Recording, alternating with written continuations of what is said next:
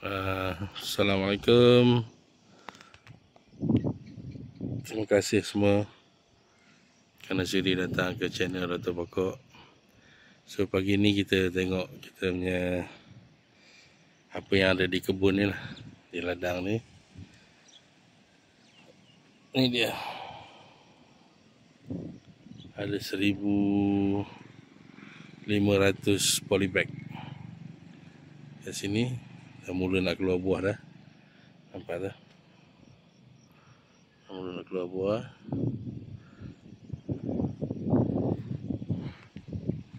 Angin kuat, nampak tumbang pokok ni.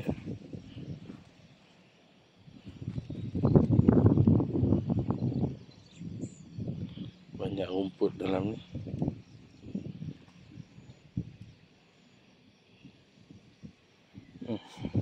Daun dah mula kerinting.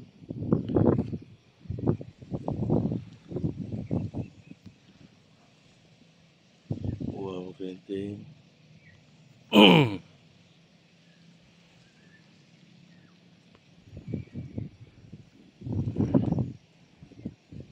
Semua dah mula keluarkan buah lah.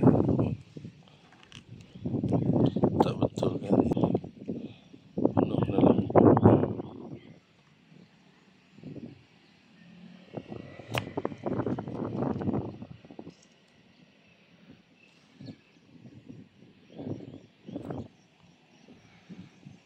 laju rumput ni. Benih rumput macam mana boleh ada dalam ni?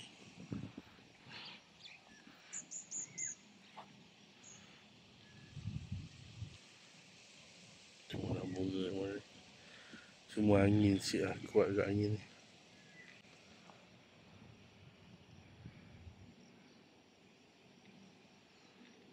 Pokok pun berbelit ni, macam mana?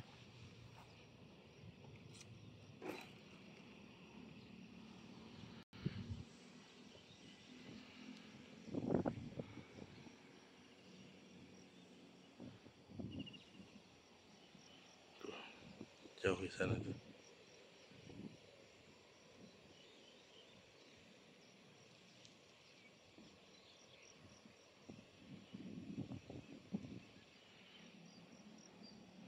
Okey, sistem sana pengairan dia. Tak letak bawah ni belah sana. Kalau kita bawah sini. Kena adjust ni. Tali ni kena adjust elok ni.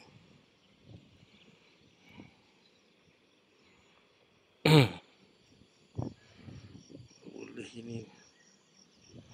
Sebab angin dari sana. Betul kita kena melintang ke sini. Tapi dah terbuat dah ni.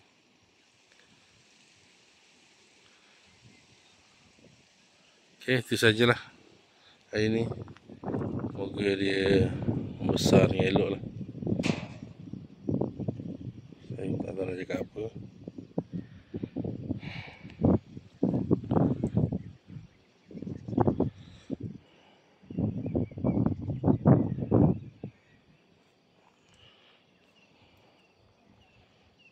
InsyaAllah ni.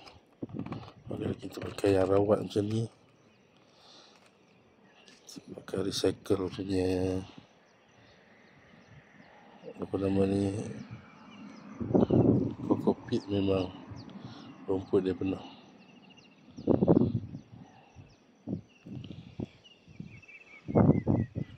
Okey, itu sajalah untuk kali ni. Saya nak tengok dulu, nak tengok tu, nampak sana tu, excavator tu pula. Tengok macam mana apa jadi. Okay, Assalamualaikum warahmatullahi wabarakatuh. Kita jumpa lagi.